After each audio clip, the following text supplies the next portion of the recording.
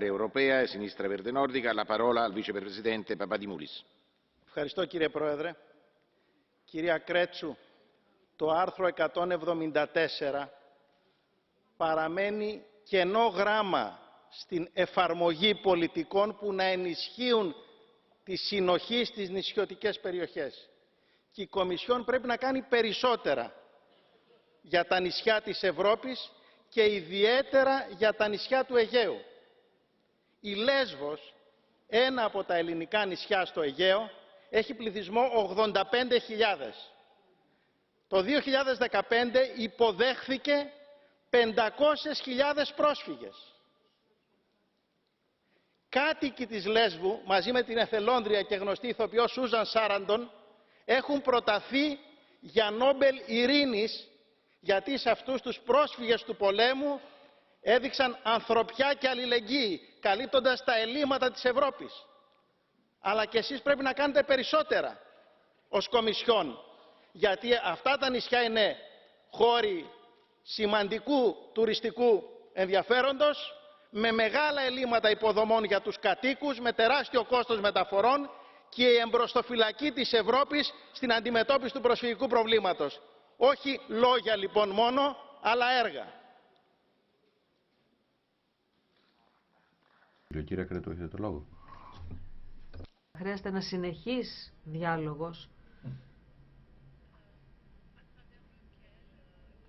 Μόνο με ένα τέτοιο διάλογο θα γνωρίσουμε τα ακριβή προβλήματα που αντιμετωπίζουν τα νησιά. Μπορείτε να βασιστείτε λοιπόν σε μένα και στην Ευρωπαϊκή Επιτροπή. Για την Ελλάδα πιο συγκεκριμένα γνωρίζετε ότι πέρυσι ζήτησα έκτακτα μέτρα για να αντιμετωπιστεί μια έκτακτη κατάσταση εκεί. Και νομίζω ότι το γεγονός ότι καταφέραμε να αλλάξουμε τη ρύθμιση προκειμένου να υπάρξει χρηματοδότηση 100%, νομίζω ότι έτσι κάναμε ό,τι ήταν στο χέρι μας για την Ελλάδα. Συμφωνώ με το όσα είπατε εδώ. Πάνω από 180.000 άνθρωποι έφτασαν μέσα στο 2015 μόνο στην Ελλάδα. Είναι τεράστιο το βάρος αυτό για τη χώρα. Η Ευρωπαϊκή Επιτροπή συνεργάζεται στενά με τις ελληνικές αρχές προκειμένου να στηρίξει τη χώρα και προκειμένου να τη βοηθήσει να αντιμετωπίσει αυτό το τεράστιο πρόβλημα. Αλλά το θέμα έχει να κάνει και με την διοικητική ικανότητα. Αναφερθήκατε στη Λέσβο. Εγώ συναντήθηκα με την κεφαλής του νησιού, με τις αρχές. Δυστυχώς η Ελλάδα δεν χρησιμοποίησε τα ευρωπαϊκά ταμεία για να αντιμετωπίσει τα ζητήματα της μετανάστευσης. Υπάρχουν δυνατότητες να χρησιμοποιηθούν τα χρήματα αυτά όμως για να φτιαχτούν κινητά, νοσοκομεία, νηπιαγωγεία κτλ. Η Ιταλία από την άλλη ζήτησε τη στήριξη των ταμείων αυτών και η Ευρωπαϊκή Επιτροπή ήδη έχει μεταφέρει σημαντικά ποσά προς την Ιταλία.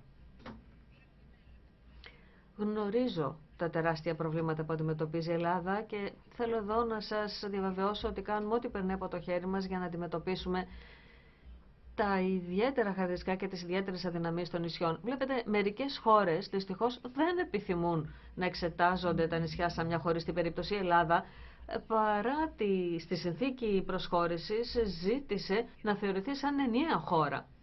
Σαν μια ενιαία κατάσταση δηλαδή να επικρατεί σε ολόκληρη τη χώρα. Και να μην αντιμετωπίζονται, να μην θεωρούμε ότι τα νησιά πρέπει να βρίσκονται υπό ειδικές συνθήκες. Άλλες χώρες, η Γαλλία για παράδειγμα, στην συμφωνία προσχώρησης είπε ότι η Ρεουνιόν, η Γουαδελούπη κτλ. Έχουν ανάγκη από ειδικές πολιτικές. Άρα λοιπόν είναι θέμα επιμερισμένης ευθύνης. Ιδιαίτερα όσον αφορά την χρήση των ευρωπαϊκών κονδυλίων. Αυτό είναι ευθύνη 100% των χωρών μελών. Όπως είπα ήδη, υπάρχουν ειδικά μέσα, ειδικές παρεκκλήσεις που χρησιμοποιούνται.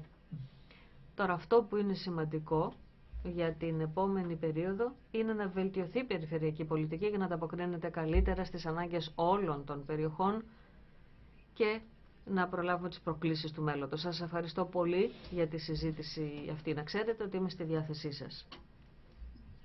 Grazie, Commissario.